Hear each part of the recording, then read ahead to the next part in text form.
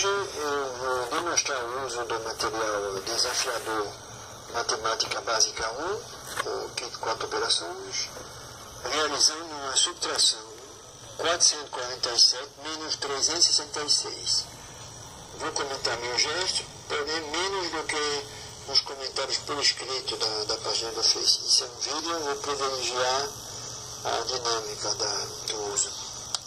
Começando, um guia horizontal de cima, um guia longo e um guia médio vertical do lado direito, delimitando a coluna das unidades. 447, centro no cantinho, mais ou menos uma pecinha a mais à esquerda, ou seja, a coluna vai ter a largura de 2 pecinhas.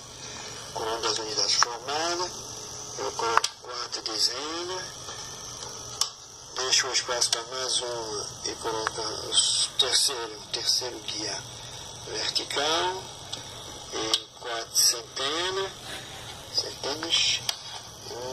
e o quarto guia vertical no começo.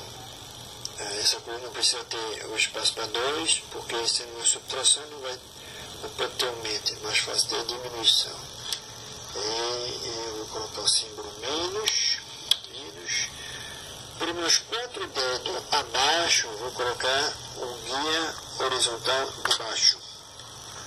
E acima dele, no seu lugar em colunas, 366, 6 unidades, 6 dezenas e 3 centenas. E já vai começar a operação. 6 tirado de 7, 1. Que sorte. 6 tirando de 4 não dá. Agora vai com calma. Aí eu vou ter que colocar, considerando somente a coluna isolada, eu coloco como se fosse uma dezena, certo? Para formar 14. Para não esquecer, eu vou colocar na coluna esquerda 1 acima do 3. No caso, observa bem que é uma centena. Mas, vamos dizer não. Aí, eu já vou continuar efetuando 6 tirado de 14, agora dá 8. 3 mais 1, 4 tirado de 4, 0. Está feita a minha subtração.